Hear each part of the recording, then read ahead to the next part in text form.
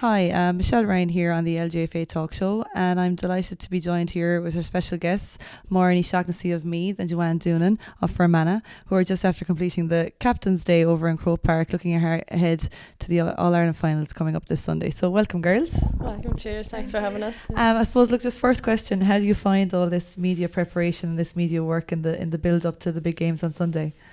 Yeah, I think definitely today it was great to see so many different I suppose broadcasters and all trying to publicise this weekend's games. It's great to see, even compared to 2 years ago, just how much of a difference and how much publicity it's getting this year. So it's really good. Yeah, I'm glad to embrace it. Yeah, similarly last year there was I feel like there was a lot more there. This year there's a lot more going on. So yeah, no, it's great. It's great that they're showing an interest and giving it the publicity it deserves. So you both, obviously, both of your counties have had experience of playing in Croke Park in recent years. So how are you finding, I suppose, this build up? Would there be nerves, or would you know where you're going this week and how to settle in and what to do in the week leading up to the big match? I suppose, you do learn a little bit, I suppose, from your experience last year. But look, there's not a whole pile different. Like, you're still training, you're still trying to keep it as normal as possible. Like, it is, at the end of the day, it is just another game. Like, and it's important to remember that. So, it's easy to get caught up. Everyone wants to know you kind of this week, so it's easy to get caught up in that. But no, look, it's kind of more the same prep for me anyway. We'd be the same. We have a lot of girls that was there 2 years ago as well, and I suppose it's just for the girls that wasn't there, just kind of familiarising them with this is what's going to happen, there's no surprises, just trying to get them used to I suppose even the whole media, not let the whole emotion get the better of you, and just kind of I suppose embrace it too. It's brilliant to get there and it is a day out, but like Maura said, it's just another game. And personally, would you have any rituals or habits that you'd have to follow leading up to a big game? Not so much. Well, I do personally I always write, the night before, just kind of, we key performance indicators, just to kind of keep focus on, what I am doing, and, I suppose it's just that wee bit more visualising, the next day, but other than that, no, it's just kind of standard prep, yeah. Very productive. Yeah, no, the day before, now I'm not half as productive. No, I kind of just like to relax, just kind of I don't really like to be out and about, just kind of on the time. I'm actually glad that the replay is on the Saturday. It's going to be something to watch, definitely a bit of a distraction, but no, just to be around the family and friends and that, and So will you be travelling to Dublin the night before the game? Is that the plan? No, so we're actually, my club is Dunamore Ashburn, so we're only about 20 minutes up the road from Croke Park. We're this side of the Meath Dublin border kind of, so we're actually meeting in Dunamore Ashburn that morning and driving in, so no, we'll all be in our own beds that night. Yeah, and we're just staying down just outside the city, just leave it easy, I suppose, and think we're all going to watch the Dublin-Kerry game together, and like I said, it is a distraction, so it's good. And I don't know, I kind of like team nights away too, because I suppose it kind of keeps everybody together, and it's good crack too, and it creates that wee bit more memories with each other. We haven't had too many away games this year, so it's kind of nice to finish on one as well. So yeah. Great. And obviously this is a culmination of a massive effort all year, and everyone wants to be playing an All-Ireland final in Croke Park at the end of the year. So I mean, this obviously was probably a dream of yours from a very young age. Yeah, I think anyone that plays Gaelic football, always dreams when they're watching even the men's ladies games, you want to be playing there yourself, and I suppose we are lucky with ladies football, you have a better chance of getting there again, but like we were talking about earlier, some of the main Galway players have never played there before in their life yet, so I suppose you have to be grateful to have the opportunity and to play in Croke Park, because like I said, you can't even put your foot in it, so it's brilliant to get the chance to even go out on it, so no, really look forward to it, yeah. Yeah, similarly, it never becomes familiar. It never, even though we were there last year, it's not like, oh, we were here last year. It's still massive. Joking away. It is the headquarters for a reason, and it's a big stadium. So it's special. Being able to play there, and I feel very lucky being there 2 years in a row now. And tell me more about just getting involved in the Meath setup and playing football from a young age. How did that come about for you? Yeah, so I would have started out I would have started out under 12s and played the whole way up 16s minors and then on the senior panel. So I came onto the senior panel in 2013. We were a senior team then. So I've kind of seen the transition kind of from senior back down to intermediate and that, and, you know, the turn belt of players kind of coming in and out. And I've kind of been there since then. I went off for a year in the middle of that. I lived over in New York for a year. So, but apart from that, I've been there.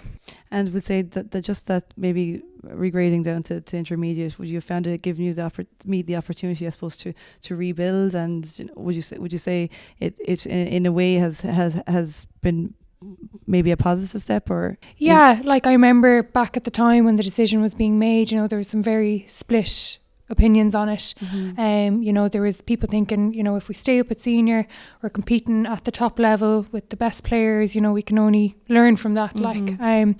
But to be honest, in hindsight, I think it was the best thing we did. You know, there was at that stage, there was you know, kind of an older group on the team and a younger group kind of, which I was part of. And, you know, that older group were coming near retirement and they were moving on. So it was a very young team. And, you know, I think being at an intermediate grade has helped kind of the younger players come up, you know, find their feet. And look, intermediate's no walk in the park, like, Joe, anyway, it's a competitive competition. So, no, I think in hindsight now, it's been a good move. And I suppose, Joanne, what would have been, I suppose, your earliest memory maybe of ladies football and playing with Fermanagh? I'm kind of similar as well. I just played up through the ranks, you know, underage, and then it was actually someone from my club was taking the senior to the time, and I came into the panel in 2011, and I've stayed there, took a year out, like I said, and then even last year, 2015, went to America for 3 months. But it was just, I suppose, whenever you see the older girls and I suppose developing through and even through your club, you're kind of looking up, that's when you, I suppose, you develop them kind of role models. And then I suppose when you're asked up, you leap at the chance, I suppose, now. And like when you look back, you were maybe getting 2 minutes at the end of the game, like, but it is the experience you do need to build up. And I suppose now, like, I suppose only 24 of us at the start of this year, and to be captaining and people like be saying, you know, you are still very young, but you feel like you've been there for so long, like it's good in that sense. But we're similar as well. Like I came into the panel, we were intermediate, and then obviously we've seen us come down after a lot of the older girls retired, and but look, we went straight back up, and then obviously last year just wasn't a great year for us and came back down again. But like I said, like junior, like I suppose people, I suppose, standard, but there's so little between the teams that, you know, it is very tit for tat for who goes up, and it's very hard when only one team goes up. And even in the league, you know, only one team comes up, one team goes down. It's very hard to progress, like, so even when you're say like Leitrim and Limerick, you know, they're intermediate teams, but they're playing in Division 4, you know, so it's hard to kind of see where you are. Like I suppose there's not that much between, you know, the divisions, like, so, but obviously look, yeah, we'll be trying to get up back up to intermediate, like, because we've definitely, there's a lot of girls been there for the last few years. Even though we are a young team, we still want to, you know, develop and progress, like, and like I said, like if you're up in intermediate, you'll be playing better, and you should be, I suppose, only progressing with that, like, yeah. And both of you are captains of your respective counties, and, you know, is there an added responsibility or an added pressure maybe in that role, or how do you deal with it? Is there many leaders within your team?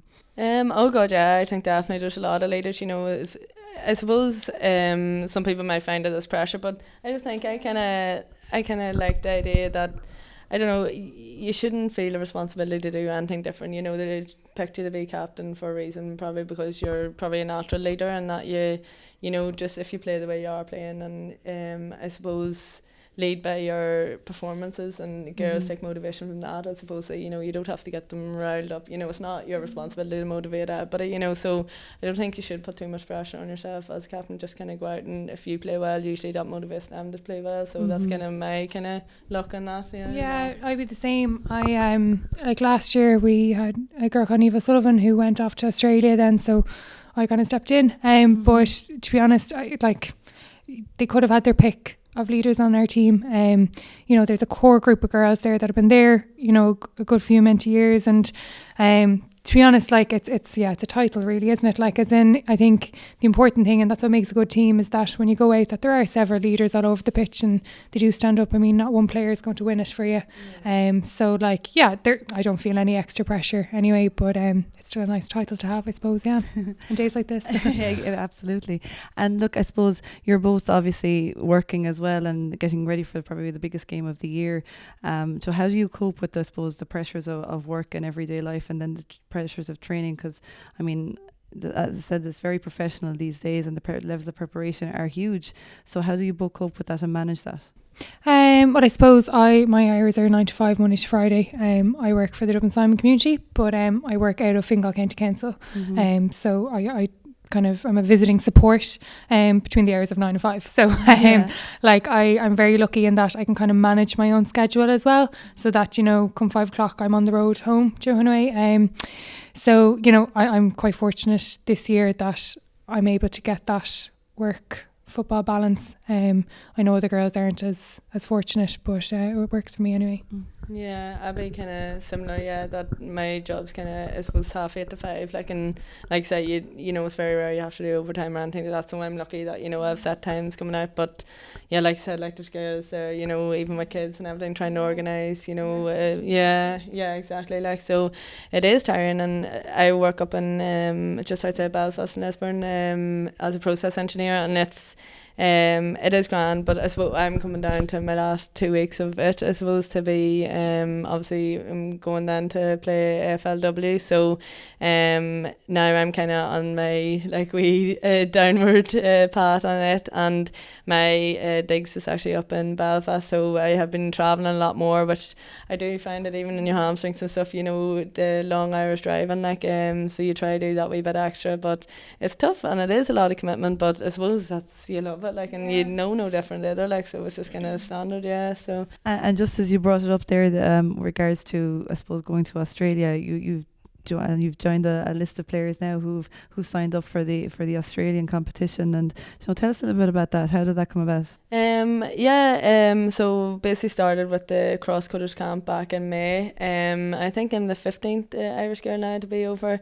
But basically it was just anybody could apply for it, and it was just basically like a 3-day camp in Athlone IT, and they basically put you through fitness tests, different game scenarios, and basically it was just all recorded. All the data was sent over to Australian clubs that was obviously looking to scout you, and then obviously any interest from there you could kind of pick it up. But it was, I suppose, one of them things where you just kind of apply for it, kind of not really passed any marks, like just kind of said and nothing really lose, went and obviously got interest from there. But as soon as the camp was over, it was kind of like a wee teaser of maybe just the life you could be living, and then it was just straight back into football. Like, we were around the time the Ulster Championship, so it was just straight back into focus of the net, and then it was kind of on and off, whether, you know, just wee flares of things where maybe I actually might have interest, and then it's very hush hush, so you don't even really know what's happening from one day to the next. But Jason and Lauren, the co-founders of Cross Coders, you know, would be texting you, just kind of keeping you interested, see how you're getting on. And then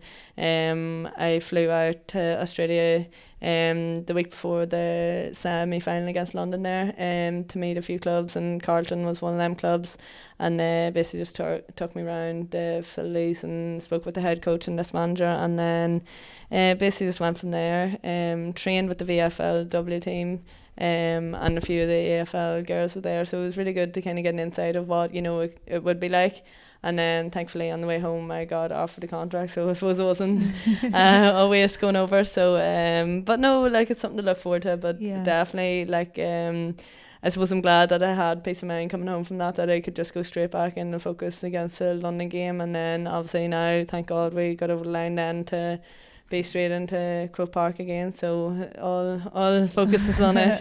Have you spoken to any of the girls who are currently signed for any of the Australian teams as well? Gotten any tips from them, or what to expect? Or I had actually, before the camp, I had actually asked Yvonne Bonner for any tips with that as well. And then because it's Wayne who's over Carlton, was actually the one that brought Sarah Rowe out too, so I spoke to Sarah as well, and they were all lovely, like very helpful, like, you know, and gave any tips as well, like like very confident coming out. But no, Ebbie's was lovely even from the camp, like Gate Flood as well. Obviously, you know, we're playing against her as well, so she's going out to Fremantle. So no, it's good to see, you know, more girls in the same situation as herself. So it's good. Good. And Máire, how interested would you be if an Australian team came knocking? Yeah, we were actually just only talking about that on the way over. I don't know. To be honest, it's something I've never thought about. I think as well, like, I don't know, it seems so far away, but no, you know what, I like it hasn't crossed my mind, honest to God. So I don't know, if it did come my way, I'd have to think about it, but I'm happy enough in Meath. Happy enough in Meath. I suppose another thing we can't really do much predictions on the junior and the intermediate at the minute, but I suppose have you both been keeping an eye, I suppose, on the senior championship to date, and I suppose what would you think about the matchings in the senior final? Yeah, I suppose, you know, you kind of the two semi-finals are very good, and you know, it could have been Mayo or Galway really there, but yeah, I suppose, look, when you look at Dublin and Galway, like, Dublin are obviously hot favourites going into it, but you know, that Galway side are good and they've some very, very good players, and you know what, they kind of have nothing really to lose kind of going up to it, you know, like, so I don't know, it's hard to call it. You know, you would go with Dublin, but I wouldn't write off Galway either, like. So it's not really a prediction at all. Sitting on the fence there. Yeah, I'm probably similar. Yeah, I don't know if you would call it, like, because Mayo were a fantastic team, you know, and for them to progress on as well, or to not make it, you know, so you would be thinking like Galway are very strong as well, like the way they open them up as well, like, so it's I suppose it is hard to tell, but like you said, I suppose Dublin, especially with the men in it as well, there'll be a big buzz around them this weekend, like, but like you said, anything can happen in Championship Day, so yeah, it's nice to see. So would there be a good buzz around your counties and local areas and your clubs now leading up to this weekend?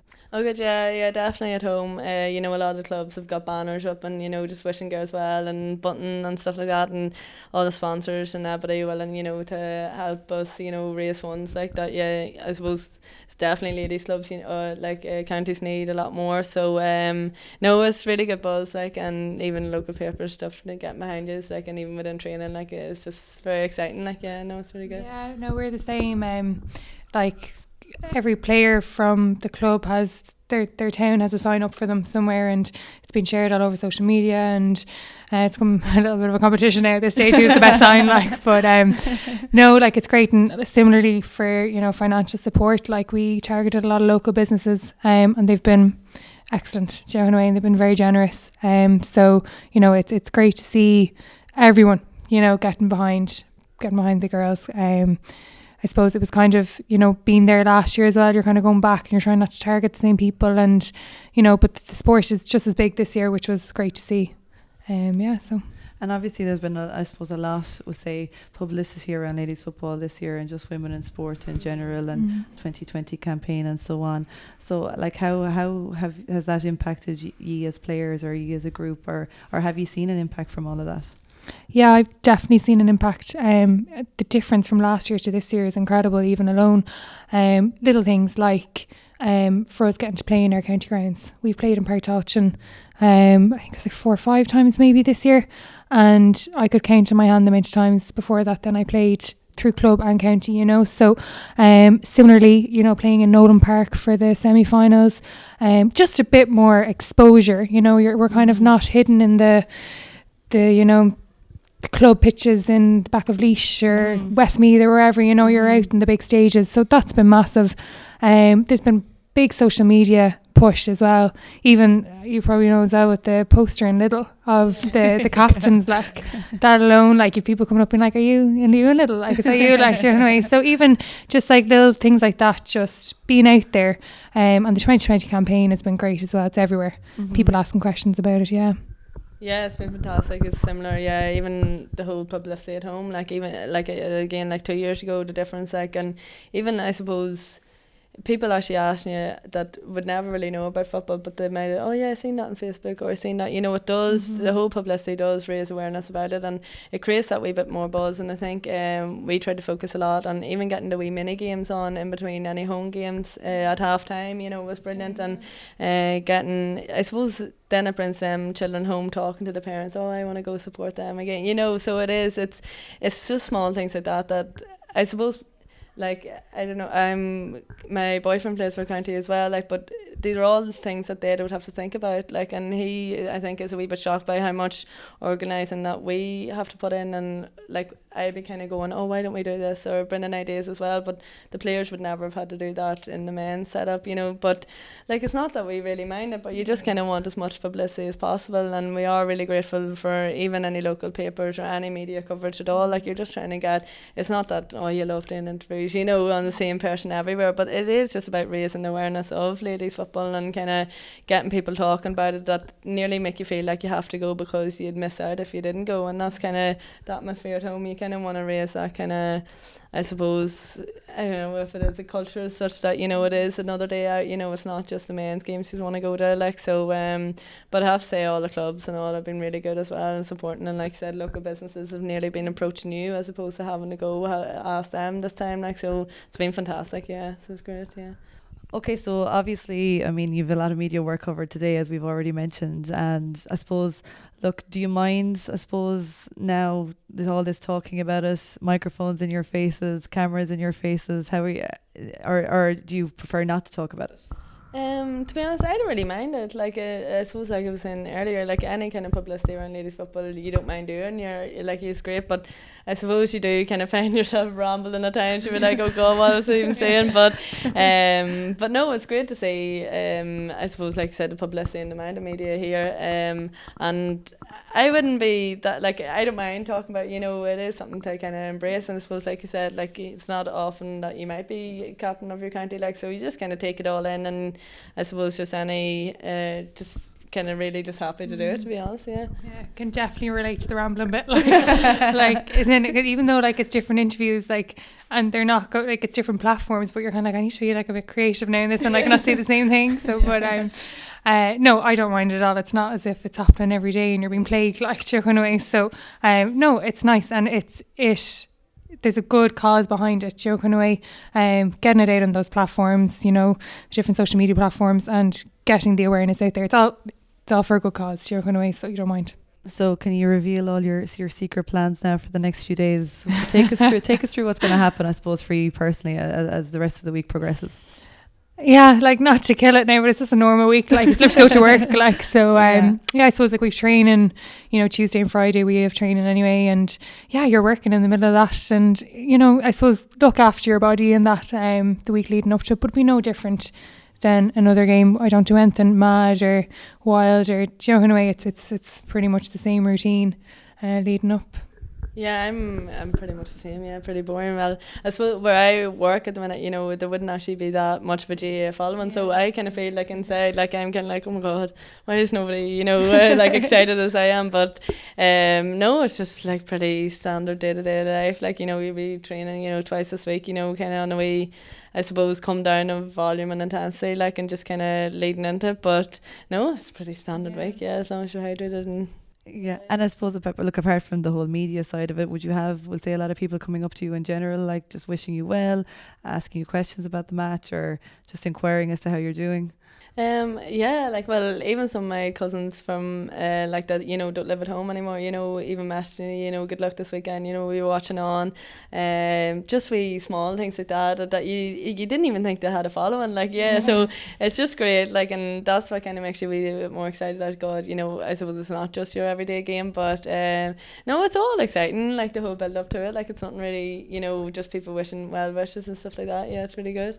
Yeah, same with the well wishes. You're getting texts throughout the week, and that's nice. It's nice to know that it's a big deal for other people too. Like, because like you said, like, you're sitting in work and you can't really think of anything else. Like, but it's nice, that people are on your level as well. But yeah, no, there's great support out there. And I suppose, look, when it comes to, I suppose, people coming up to you, obviously everyone has a smile on their face and they probably have the, the answers ready. But I suppose with regards to your families, would they know to stay away or to talk about it, or what how would they approach the week leading up to the big game? I suppose my sister's on the panel as well, so it's hot topic in the house at the moment. But yeah, look, they kind of, I think they know when they're bothering me to kind of back off. But yeah, no, I think they're just very excited. I'm glad I'm not there the morning of though, because I say they're hyper out. But yeah, no, they're great. Yeah, I think I'm a wee bit similar in that I'm glad we're away the night before, but I know they're great. They're just kind of as excited as we are, and putting up flags and different stuff, trying to sort all the tickets for the whole family, and can we sit beside each other and all stupid things like that. But I know they're great. Like, yeah, they know yourself, just kind of want you, I suppose, as rested as ever and prepared as ever. Yeah, so they're great. Yeah. And Máire, you said your sister's on the panel as well. Like, so would it be was that good for the nerves, or do you talk these things through, or do you just leave all football to the pitch and the training field? No, we do kind of go through things. I suppose we travel together to training and travel home. So, and there's 2 other club girls, we all travel together. So, yeah, we do, like, I suppose we work kind of up, we actually are never in the house at the same time, so it actually suits, like, we're not getting on top of each other. But, yeah, no, it's nice having somebody who can relate to what you're going through and the feelings you're feeling and all that. So, yeah, it helps. Great. And Joanne, I suppose looking forward just to your game. I mean, obviously, it's a big game and you've a big task ahead against Louth. No doubt they'll be doing their homework on ye, and you'll be doing their homework on them. So what have you taken from Louth's performances this year so far? Well, I suppose we didn't really get to see their semi-final because we were playing after it, but obviously we played Antrim several times this year, so to beat Antrim, well, we obviously know they're a very strong side. Look, and I suppose, like I said, I was in America and I was playing with Kate Flood, so I know what a player she is, and obviously, like I said, both teams will have done their research on them, and I suppose we haven't met them that much this year, only in the league, but sure, at that stage we were both kind of in the semi-finals place, so look, I've no doubt they're going to be a brilliant team, like, and I would probably say that we're quite evenly matched, and it probably will be just whoever kind of brings it in the day, but like, I suppose going into every game, you just have to focus on yourself. We can't control, who they play or what way they play. We just have to kind of trust our process and stick with it. Like, so, yeah. Good, and like you've such great players in the mix, like Emer Smith, who's still very, very young. I think only started college actually recently. Yeah, just yesterday. Yeah, absolutely. So, and obviously, is it already pretty established player for you? Yeah. Oh God, yeah. Like, I suppose, like, that's what I'm saying. Like, when I mention myself, there's 7 girls, that are relatively young but have like years of experience underneath them as well. Like, so even the likes of Emer and girls, I suppose, was there 2 years ago, but these extra 2 years, the 2 years experience as well, like, so with a lot of girls that would be leading even the new girls out that might not necessarily be young, but it might be the first year out of county, but no, but it was brilliant. Like, Emer's a fantastic player, like, and with several ones, leading the team on as well, like, so all over the field. Like, there's like Molly Flynn, I always talk about her, but she's fantastic. Like, she just drives out of the fence, and I suppose maybe the defenders should always get the credit they deserve, like, but this year have been fantastic, like, so there's any amount of girls you could name, like, but it's great, like, and like I said, like, they're leaders all over the field as well, like, to drive you on, so it's brilliant. Yeah. And more, I suppose, with regards to Tipperary, I mean, I suppose a lot of people have been talking about Tipperary as if, they're the senior team playing intermediate, and maybe that might, I suppose, play into your hands and be an advantage in the way that the pressure really is all on Tipperary. Yeah, I suppose I kind of couldn't stop laughing over in the hotel, everyone's like, Tipperary, like, you ran up against them, but yeah, look, I think Tipperary probably do feel a bit hard done by maybe being down, and maybe rightly so. They do, like, they competed well in Division 1 this year, and they did go down last year, but they still had a good few wins under their belt. So I think they probably do feel a bit hard done by. But look, like, they are back down intermediate. That is the reality. And we're playing them on Sunday, and yeah, they are hot favourites going in. But do you know what? We actually prefer being the underdog. Yeah. Like you said, we kind of have nothing really to lose. Tipperary are expected to be back up in senior next year. So look, I mean, again, anything can happen on All Ireland final day. We've seen many a game this year throughout the men's and the women's where the underdog has prevailed. So, you know, I'm just as confident going in. It really hasn't phased me. Like, I don't think it's phased the girls either. We've played them this year. It didn't go well, but we learned a lot from it, and yeah. But you've actually come a long way since that first game against Tipperary, and put in some excellent performances since then, and were very convincing there in the semi-final. So you've obviously, I mean, you seem to be building at the exact right time in this championship. Must have taken a lot of confidence from those performances since then. Yeah, like as in, and we do that. We focus on our good performances. You know, there's no point focusing on the bad ones. And look, every team has a bad day. Like, in a way, it happens. It's a long season. So you know, we have taken great confidence from our good performances, and you know, we have some very good players too on our team, and you know, that's something for us to focus on. And yeah, we will be confident going in there on Sunday. The papers might write us off and I think we're shocking odds and Paddy Power, so we've been told. But look, that's all part of it. You just go in, do what you can. Thanks very much, Máire. And that's it for our LGFA podcast today. Just to remind people that to get their tickets ahead of the All Ireland final on Sunday, they're moving very, very well, and they're available on lgfa.tickets.ie and also at the number 01836 3156. So again, many thanks to my guests, Máire Shaughnessy of Meath and Joanne Doonan of Fermanagh, and best of luck to all the teams and the All Ireland finals on Sunday.